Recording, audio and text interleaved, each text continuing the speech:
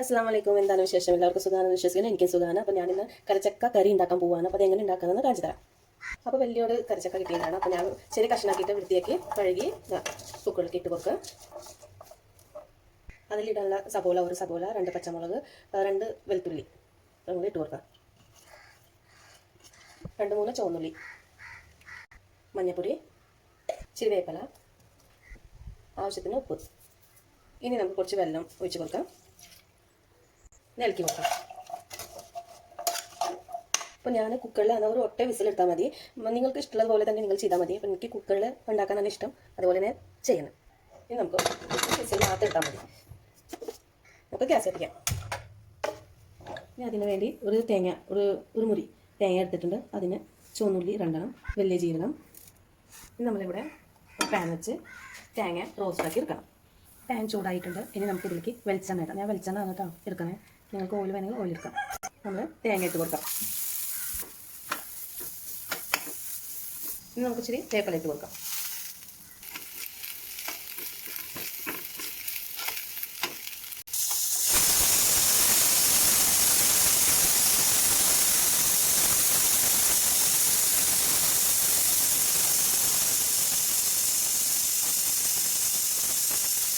അപ്പോൾ ഒരു വീട്ടിൽ വന്ന് ഇനിയിപ്പോൾ നമുക്ക് ഗ്യാസ് ഓഫ് ആക്കാം. നമ്മുടെ തേങ്ങ നല്ല മീഡിയം ബ്രൗൺ കളർ ആയിട്ടുണ്ട്. ഇനിയിപ്പോൾ ഇതിലേക്ക് പൊടികളൊക്കെ ചേർത്ത് കൊടുക്കാം. നമ്മളിപ്പോൾ 2-3 കുരുമുളക് ഇട്ടിട്ടുണ്ട്. പട്ട, കറിയാമ്പൂ, മുളക് പൊടി, മല്ലിപ്പൊടി. ഇനി നമ്മൾ ചെറുതായിട്ടൊന്ന് ചൂടാക്കി എടുത്താൽ മതി, ആ പച്ചമണം മാറാൻ വേണ്ടി. ഇനി നമ്മൾ ഗ്യാസ് ഓഫ് ആക്കാം. ചൂടാറിയ ശേഷം നമ്മൾ മിക്സി മടിച്ചിട്ട് എടുക്കാം. കാറ്റൊക്കെ പോയിട്ടുണ്ടെങ്കിൽ നമുക്ക് തുറന്ന് നോക്കാം. കണ്ടില്ലേ, ഞാൻ ഒറ്റ വിസിലെടുത്തിട്ടുള്ളൂ. ഇതായിട്ടുണ്ട്, കാണിച്ചു തരാം. കണ്ട, ഒറ്റ വിസിലെടുത്താൽ മതി. പണി എളുപ്പത്തിലാണ് ഞാനിത് കാണിക്കണേ. നിങ്ങൾക്ക് വേണമെങ്കിൽ നമ്മൾ മൺചട്ടിയിലൊക്കെ ഇട്ട് കഴിഞ്ഞാൽ നല്ല രുചി ഉണ്ടാവും. എന്തെങ്കിലും മൺചട്ടി ഇല്ലാത്തത് കൊണ്ടാണ് ഞാനിപ്പോൾ കുക്കറിൽ ഇട്ടിട്ട് വേവിച്ചത്. ചൂടാറിയിട്ടുണ്ട്. ഇനി നമുക്ക് മിക്സിയുടെ ജാറിലേക്ക് ഇട്ട് കൊടുക്കാം. കുറച്ച് വെള്ളം ഇട്ട് കൊടുക്കാം. നമ്മുടെ മസാല റെഡിയായി. നമ്മുടെ മസാല ഇതിലേക്ക് ഇട്ട് കൊടുക്കാം.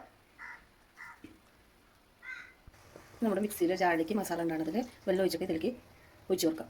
ഇനി നമ്മൾ ഇളക്കി കൊടുക്കാം.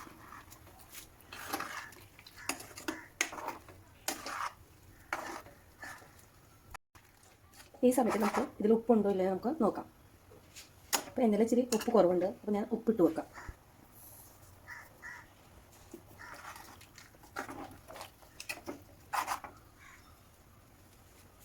നന്നായി തിളക്കട്ടെ. മസാലയുടെ പച്ചമണം പോകണം, അതേപോലെ തിളക്കട്ടെ. ഇത് കണ്ടില്ലേ, നന്നായി തിളച്ച് വന്നിട്ടുണ്ട്. നല്ല മണം. ഇനി നമുക്കിതിലേക്ക് മല്ലിയില പൊടിച്ചിട്ട് കൊടുക്കാം. എനിക്കിങ്ങനെ കട്ടിയായിട്ട് ഇരിക്കാനാണ് ഇഷ്ടം. ഇനി നിങ്ങൾക്ക് ഇച്ചിരി വെള്ളം ഒഴിച്ചിട്ട് ലൂസായിട്ട് എടുക്കാനുണ്ടെങ്കിൽ ഇങ്ങനെ അങ്ങനെ എടുക്കാം. എനിക്കിങ്ങനെയാണ് ഇഷ്ടം. ഇനി നമുക്ക് ഇത് മാറ്റാം. എന്നിട്ട് കടുക് താളിക്കാം. ഇനി നമുക്ക് വെളിച്ചെണ്ണ ഒഴിച്ച് കൊടുക്കാം. നമ്മുടെ വെളിച്ചെണ്ണ ചൂടായിട്ടുണ്ട്. ഇനിയിപ്പോൾ നമ്മൾ കടുകിട്ട് കൊടുക്കാം.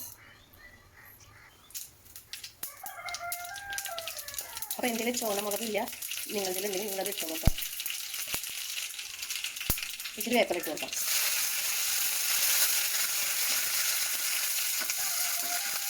നമ്മളിതിലേക്ക് ഇട്ട് വെക്കാം.